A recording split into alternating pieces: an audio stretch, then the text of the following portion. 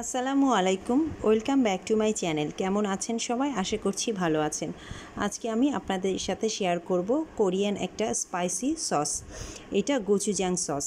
Gochujang sauce তৈরি করতে আমার যা যা লাগবে, এখানে আগে থেকে ভিনেগারে ভিজিয়ে রাখা 10-15টা শুকনা মরিচ, ধনিয়া পাতা কিছুটা রুট সহ নিয়েছি এবং 10-12টা রসুনের কোয়া। তো উপকরণগুলো আমি ব্লেন্ডারে ব্লেন্ড করে নিয়েছি। চুলায় প্যান বসিয়ে অল্প একটু তেল দিয়ে এতে আমি দিয়ে দেব কিছুটা রসুন কুচি। রসুন কুচিটা একটু নেড়ে এর মধ্যে আমি দিয়ে দেব ব্লেন্ড করা মশলা।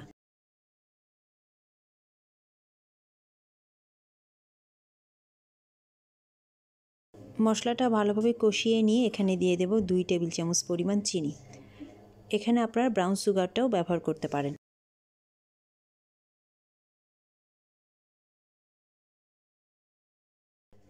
এরপর দিয়ে দেব 1 টেবিল চামচ সয়া সস, 1 টেবিল চামচ ওয়েস্টার সস, 1 চা চামচ পরিমাণ লবণ।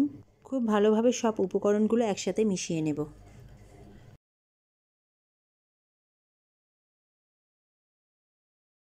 এরপর দিয়ে দেব 1 চা চামচ কালো গোলমরিচ গুঁড়া, 1 চা চামচ সাদা গোলমরিচ গুঁড়া।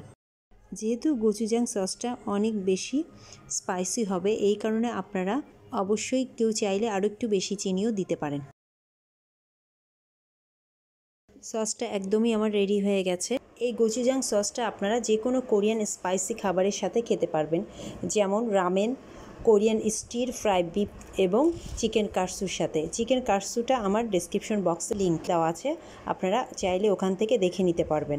আজকের এই রেসিপিটা যদি আপনাদের ভালো লেগে থাকে তাহলে এটা অবশ্যই আপনারা বাসায় ট্রাই করবেন এবং আমার চ্যানেলটি লাইক, শেয়ার এবং সাবস্ক্রাইব করবেন।